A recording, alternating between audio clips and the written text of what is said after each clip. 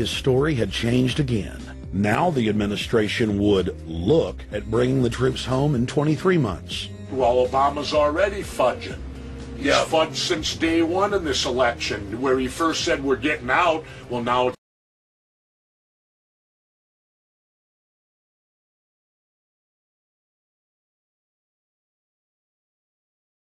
ran, remember, he was going to take the troops out. I get in there, troops come home. Day one. There is no military solution in Iraq, and there never was. I will begin to remove our troops from Iraq immediately. And then that went to 16 months. And now he's going to add, they're saying, another 30,000 or more troops to Afghanistan.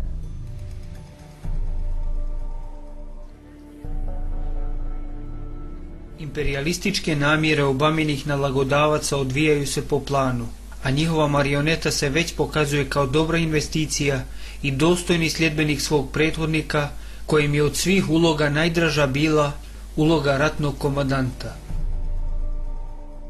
Back last summer in Chicago, there was a debate among the Democratic candidates, and Obama came out and said, I want to have the unilateral U.S. bombing of northwest Pakistan. Mrs. Clinton said, no, you don't want to do that.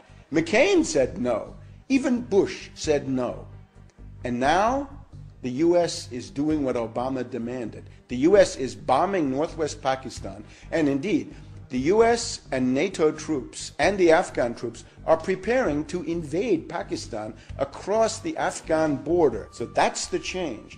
And Obama is the one who demanded the attacks on Pakistan, when everybody else said no. So McCain, ironically, was a better friend of the Muslims than Obama was, because McCain said, I talked to General Musharraf about these things. I don't do it unilaterally. And Obama said, no, it's got to be unilateral. That's what, of course, Obama has no idea. Obama doesn't even know where Pakistan is. So he's spouting the line that he gave him. Demagogy of Obama is that with this new face, somehow you can now get throngs and throngs of young dupes and individuals who have really no clue what they're doing to support this stuff. Obama says one thing and does another, and that he works for the very same elite interest that Bush served, the very interest engineering the financial collapse and formation of a dictatorial world government. Generally speaking, this is already the biggest liar and the biggest disappointment that we've seen in recent history. Bottom line, Obama is a fantastic actor and an even better liar.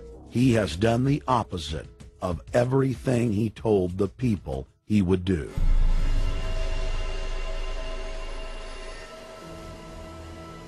Jedan od najpoznatijih američkih novinara istraživao je povezanost Baracka Obame sa cionističkim lobijem i rezultate svog istraživanja je objavio u formi dokumentarnog filma pod nazivom Rothschild's Choice ili Izbor Rothschildovih.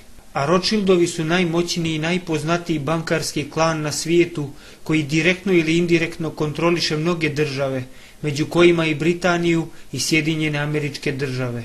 Naravno, oni su Židovi.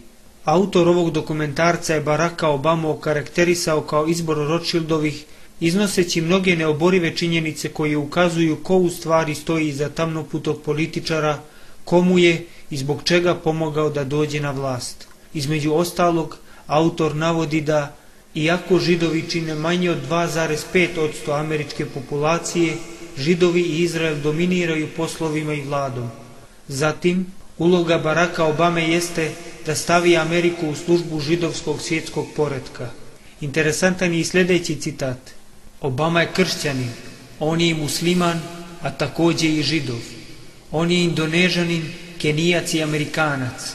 On je crnac i bijelac. Autor ovime želi da kaže da je Obama savršena marioneta koja će lako zavarati svakoga. On je faktički posvećeni kršćanin. Međutim, autor navodi kako je on i musliman i židov, aludirajući na porijeklo njegovog oca, kao i na njegovog djeda po majci koji je bio židov. Njegov očuh je bio indonezanin, otac mu je kenijac, a majka amerikanka. Crnac je i bijelac, to jest potiče iz mješovitog braka. U nastavku teksta stoji, on je savršeni vođa za novi svijet koji ne poznaje rasu, nacionalnost i religiju. U stvarnosti, on predstavlja zlokobnu satanističku sektu Iluminati koja radi na postepenom porobljavanju čovječanstva. Barack Obama is the perfect Trojan horse. He makes the people feel like they finally have a place at the table, even as he betrays them.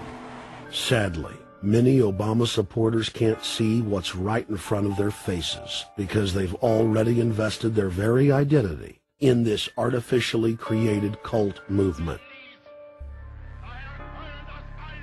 Throughout history, it has happened over and over again.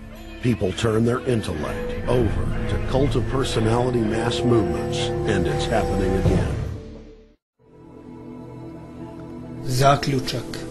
Barack Obama predstavlja mnogo više od oličenja američkog sna jednog siromašnog crnog dječaka. Naivno lice i optimistična retorika kriju opasnosti čije se posljedice mogu samo naslutiti.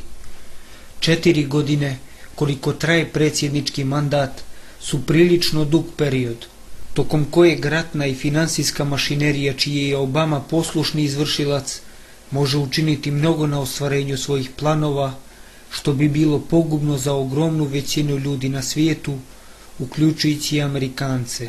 Osim ako se velike mase trgnu iz dubokog sna i svim sredstvima se počnu boriti protiv porobljavanja ljudi, njihovih država i prije svega njihovih umova, jer stvari nisu onakve kakvim ih neprijatelj predstavlja. Pravi protivnik nije Obama, već oni koji stoje iza njega. Pravi cilj nije moćna Amerika, već moćni i veliki Izrael, a centar svega nije Bijela kuća, već Jerusalim.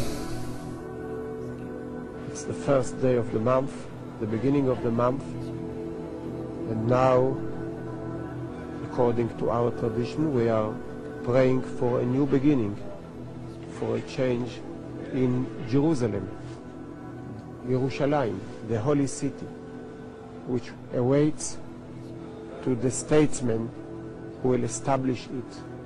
Perhaps the next president of the United States will be the statesman who will establish Jerusalem.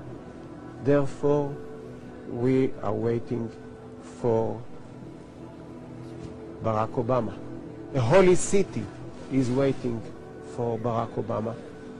The Holy Land is waiting for Barack Obama. Those who threaten Israel threaten us.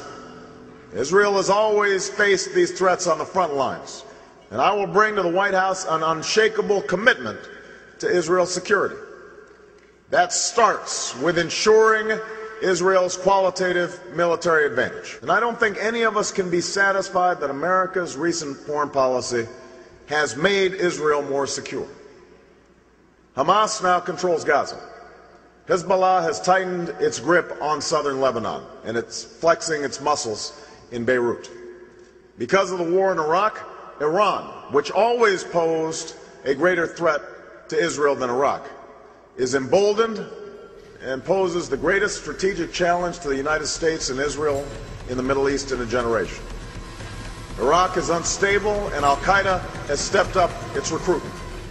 Israel's quest for peace with its neighbors has stalled, despite the heavy burdens borne by the Israeli people.